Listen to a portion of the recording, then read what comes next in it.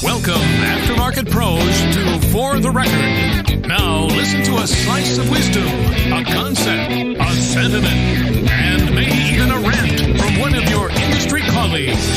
For the Record. Hey, Carm Capriato with For the Record podcast that always serves up some heavy advice to ponder, and this episode with Bill Haas is no exception. Hey, are you considering implementing digital vehicle inspection in your shop, but you're just not sure where to start?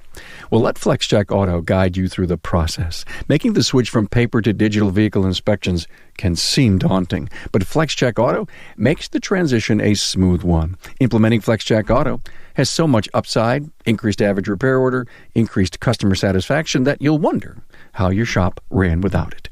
This fully customizable digital vehicle inspection platform conforms to your needs. So whether you're a one-man shop just starting out or a large established multi-bay operation, you can customize inspection processes to your specifications. Now, this system will guide your technician through each of the steps for a smooth, consistent process that's easy to use, easy to understand, and easy to implement.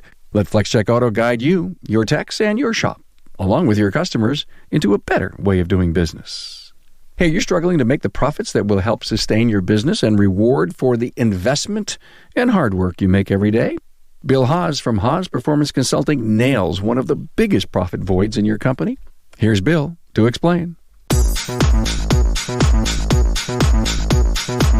Hi, Bill Haas with Haas Performance Consulting on Remarkable Results Radio and For the Record.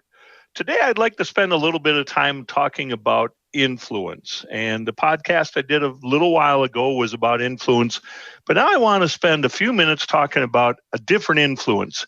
And I think for so many in the repair business, when we become shop owners, the very first thing that we're influenced on is how much we're going to charge. And that influence typically becomes from where we used to work or who we used to work for. And so there's this unfortunate thinking that if we worked for somebody that charged a certain amount of money for a labor rate, that if we would charge less, we would get all the customers, we'd have more than enough work to do. And well, we probably did have enough work to do. It had nothing to do with our labor rate. It had to do with the fact that we were really good at what we did. And that's what we built our businesses on. But what I'd like to spend a little bit of time with is just this idea of how do we understand what our pricing should be and be less concerned about other people's pricing and the fact that other people's pricing might influence what we charge, whether we're talking about labor or whether we're talking about parts. Makes no difference. So like I mentioned, very common labor rate for a new shop getting just started or open, unfortunately, is predicated by where did I used to work and what did I used to do.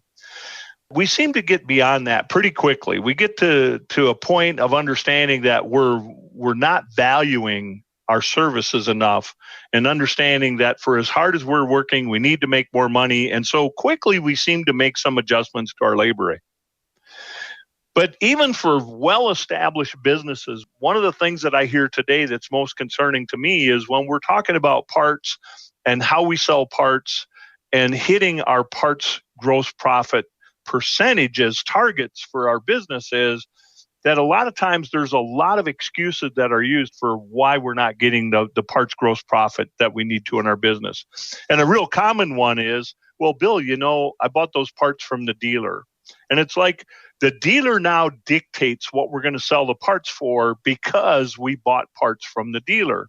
So what I want to caution everybody on is throw that thinking away. That's the worst thinking you can possibly have, because we should never allow the source of the part to dictate what we're going to set for the selling price of the part. We should have a pricing strategy that says, very simply, if we buy a part for X, we're going to sell it for Y, so our profit will be Z. And we should be able to apply that across everything that we do in our business. So when we get into this thinking that because it was a dealer part and there's a dealer suggested list price, or there's a manufacturer's suggested retail selling price, whatever it is, nobody knows what that price is anyhow. And here's what I really want us to think.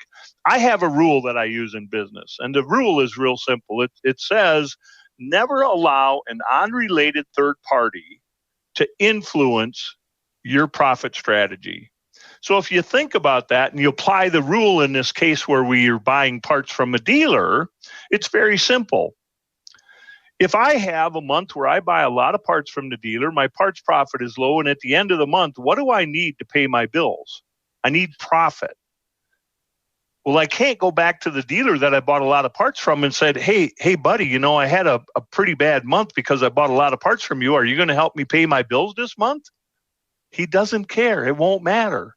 So you have to really understand that the source of parts has no effect whatsoever on what you're going to sell the parts for.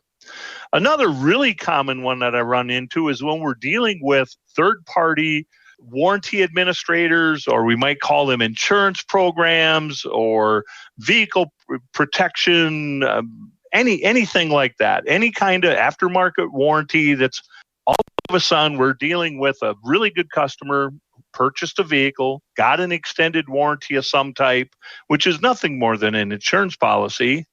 And then when we go to deal with this administrator for this warranty claim, they start to try to dictate how much they're going to pay for labor, how many hours they're going to pay based on the type of job we're doing, how much they're going to pay for parts, or they're going to want to send us parts, or all these kinds of things. So again, just go back to the rule. It's real simple.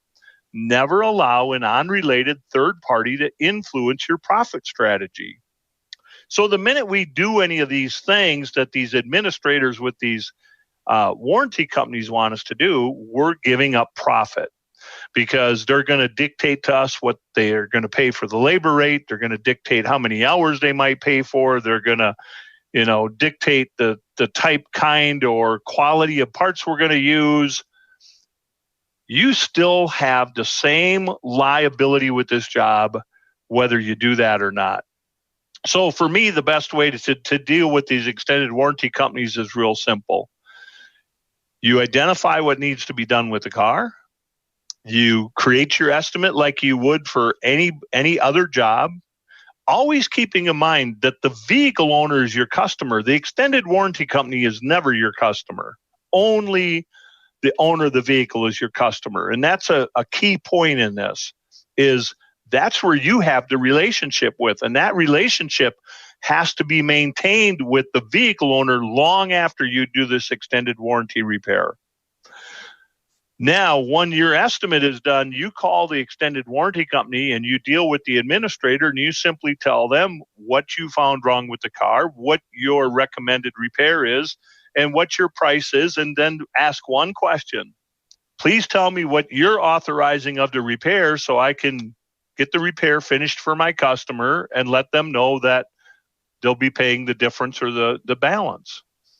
You never give up any of your profit. You're doing every job just as you always would, taking on the same liability, giving the same great service, and never sacrificing your profit.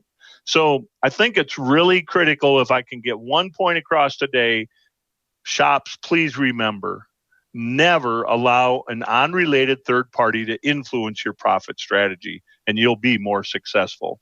Bill Haas at Haas Performance Consulting. Thanks for today's For the Record.